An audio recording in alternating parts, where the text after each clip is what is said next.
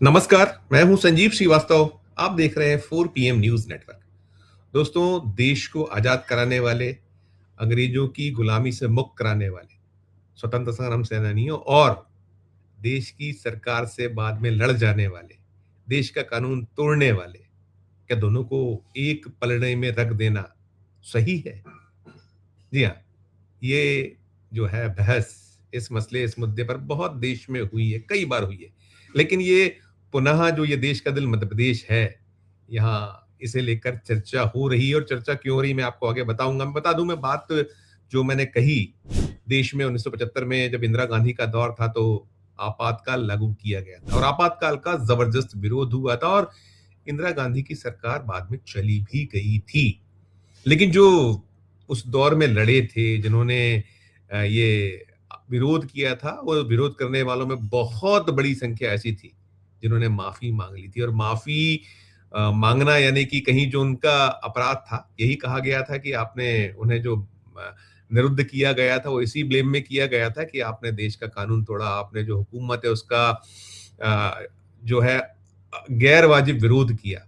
तो माफ़ी माँगी गई थी, माफ़ी माँगने के साथ में बहुत सारे ऐसे बड़ी संख्या थी, जिन्होंने बाद में अपने कारोबार के लिए जो हुकूमतों जो रही हुकूमत उनसे फिर कहीं कर्ज लिए, कर्ज इस शर्त पे लिए गए थे कि वापस किए जाएँगे और भी सुविधाएँ उन्हें बाद में मिलती चली गई, तमाम रहा। मैं बात मीसा बंदियों कर रहा हूँ, मीसा में जो बंद थे वो कानून था मीसा, उसके तहत बंद थे। तो फिर उसके जैसे-जैसे कुछ वक़्त बदला, सत्ता बदली, भारतीय जब जो उस ज़माने में जनता पार्टी फिर उसके बाद में बनी भारतीय जनता पार्टी सत्ता में आई, जहाँ-जहाँ, जैसा-जैसा मौका मिला, चाहे केंद्र हो या राज्य में जहाँ-जहाँ उनकी सरकारें बनी भारतीय जनता पार्टी, तो जो-जो मीसा बंदियों के लिए किया जा सकता था, वो होता रहा, किया गया। जैसे जब मैंने मध्य प्रदेश की बात की तो मध्य प्रदेश में आज लगभग पौने 3,000 मीसा बंदी हैं, जो बहुत तरह की सुविधाएँ पा रहे हैं। उनमें उनको जो है सम्मान निधि भी दी जा रही है 25,000 महीने की।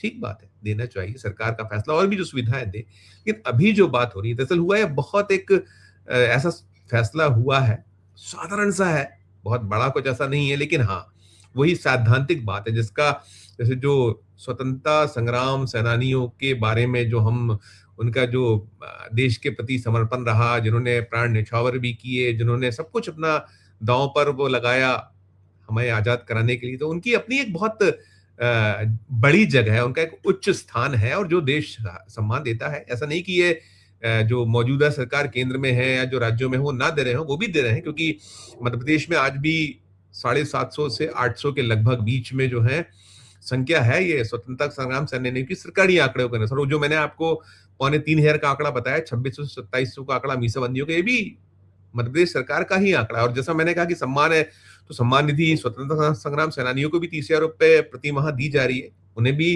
जो देश के संविधान या जो व्यवस्था है उसमें जो निहित अधिकार हैं, दिए गए हैं, उनके सम्मान के तहत जो आरक्षण या जो और भी चीज़ें हैं उसमें उनको है। तो ये जो मसला यही है, जो यहाँ मध्य प्रदेश सरकार का हाउसिंग बोर्ड है, उस हाउसिंग बोर्ड की एक बैठक हुई है, जो संचालक मंडल की बैठक हुई है और संचालक मंडल की बैठक में जो ये मीसाबंदी हैं, उन मीसाबंदियों को जो मकान है, दुकान है, जो ये प्रॉपर्टीज़ होती हैं, प्लॉट हैं, जिसका कि ये जो हाउसिंग बोर्ड मध्य प्रदेश सरकार का जो एक उपक्रम है, जो इन सब का सब एक करता है, तो उसके तहत उस बोर्ड ने ये निर्णय लिया है कि अब जो मीसाबंदी हैं, उन्हें भी आरक्षण दिया जाएगा। ये भी ठीक है। बात किसी को आरक्षण दिए जाने पर आपत्ति नहीं है। आरक्षण तो हम पत्रकारों के लिए भी है। आरक्षण और भी जो अलग-अलग महिला या अनुसूचित जाति, अनुसूचित जनजाति तमाम जो व्यवस्था है उसके तहत तो सब जगह हमें भी, जैसे मैंने कहा, हमें भी। लेकिन यहाँ जो मीसा-बंदियों को आरक्षण दिया गया है, उस पर आपत्ति या उसका जो कहीं मुखालफत कर रहे हैं, वो मुखालफत ये है, आपत्ति ये है कि भई आपने जो फ्रीडम फाइटर्स हैं, उन्हें जो प्राप्त 4% आरक्षण है, उसी के साथ क्यों क्लब किया है? यानी कि उन्हें जो मिल रहा था, उसमें इनको जोड़ देना, वो लोगों को नागवार गुज़रा। फैसला सरकार का है, सरकार की मर्ज़ी है, सरकार जो चाहे, क्योंकि सरकार से बड़ा तो कोई है नहीं।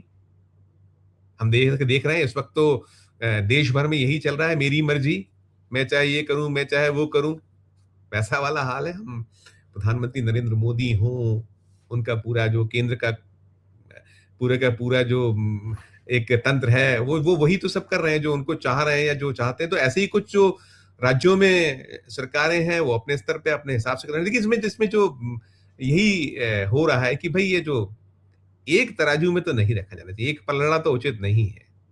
आप दीजिए, अगर आपको देना है तो उसके लिए अलग से कुछ कर दीजिए। उस 4% में ही क्यों क्लब किया जा रहा है? ये एक बहुत और वैलिड पॉइंट है। ये जो इसका कहीं जो आपत्तियाँ कर रहे हैं, वो गलत नहीं कर रहे हैं। कांग्रेस क्या कुछ कह रही है? सुनिए आप। स्वतंत्रता संग्राम सेनानी अंग्रेजों से लड़े थे, गुलामी की सरकार से लड़े थे, और मीसाबंदी वो हैं जिन्होंने आज़ाद भारत की कानूनों को तोड़ा और अपने अपराध को स्वीकार करके माफ़ी मांगकर जेलों से छूटे। तो इनकी तुलना स्वतंत्रता संग्राम सेनानियों से नहीं की जानी चाहिए। ये स्वतंत्रता आंदोलन का अपमान है। दूसरी चीज़ ये है कि सरकार कुछ भी फैसले करे, कम से कम जो लोन ऋण लिया था 25-25 हजार का मीसाबंदियों ने 1977 के बाद की सरकार में, तो वो पैसा तो लौटाइए। आप सारे बेनिफिट ले रहे हैं, वहाँ आपको पेंशन भी मिल रही, नौकरियां भी आपने ले ली, दुकानें भी बाजारों में आवंटित करा ली, अब मकान भी आवंटित करा लेंगे।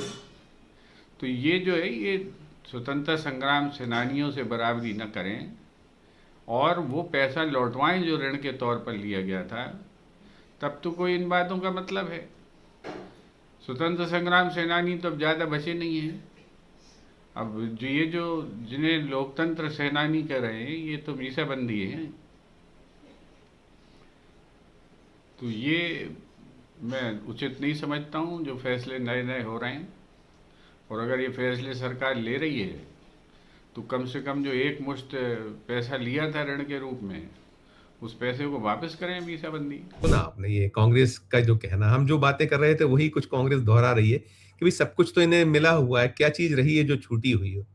लेकिन दिक्कत या आपत्ति इसी बात पर है, और फिर ये भी उठाया जा रहा है कि एक देश को स्वतंत्र कराने वाला, अपना बलिदान देने वाला सब कुछ, और ये लोग, इन्होंने तो आजादी का जो लड़ाई थी उसको लेकर बहुत सारी बातें हैं, जैसे मैंने कहा कि बहुत बहस होती है, बहुत विवाद होते हैं, और उसके पहले ये जो बहुत बहुत साधारण छोटी सी बात है, लेकिन और भी बड़ी बड़ी बातें उस पर होता रहा है विवाद, बहुत बातें होती रही। तो यहाँ यही हो रहा है कि जिन्होंने वो जो 1975 में जब इमरजेंसी लगी तो वो कानून तोड़ने ही जैसा था, सरकार की खुली मुखालफत आज भी तो हो रहा है। अगर आप मोदी सरकार के खिलाफ आवाज उठाते हैं तो क्या हो रहा है? आवाजों को कैसे दबाया जा रहा है, कैसे बंद किया जा रहा है? क्या क्या अब तो जो अंग्रेजों के दौर में कानून होते थे कि जैसे चाहे जब चाहे बंद कर दीजिए, और बंद करने के बाद कोई अपील, कोई दलील, कोई जमानत, आज भी तो है।